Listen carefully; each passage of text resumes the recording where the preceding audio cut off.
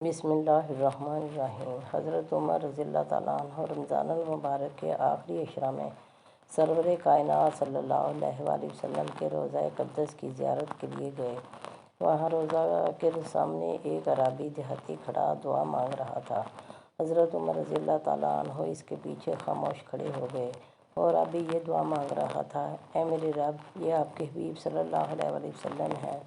میں آپ کا بندہ غلام ہوں اور شیطان آپ کا دشمن ہے۔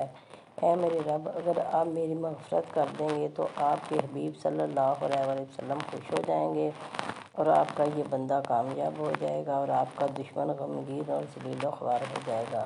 اگر آپ نے میری مغفرت نہ فرمائی تو آپ صلی اللہ علیہ وسلم پریشان ہو جائیں گے، دشمن خوش ہو جائے گا اور یہ بندہ ہلاک ہو جائے گا۔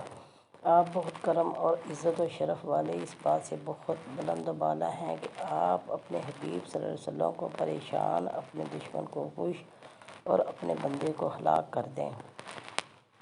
اے میرے اللہ، شرفاء عرب کا دستور ہے کہ جب ان میں سے کسی سردار کا انتقال ہو جاتا ہے تو اس کی قبر پر اس کے تمام غلاموں کو آزاد کر دیا جاتا ہے، اور یہ تو تمام جہانوں کے سردار کی قبر مبارک ہے۔ مجھے ان کی قبر مبارک پر جہنم کی آگ سے آزاد فرما۔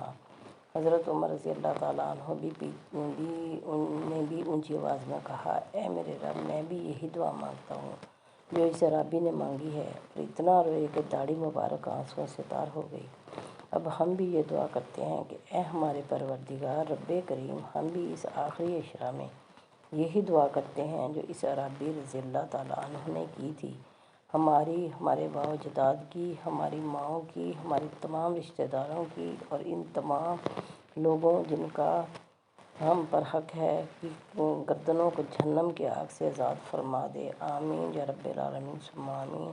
چینل کو سبسکرائب کیجیے، ویڈیو کو شیئر اور لائک کیجیے۔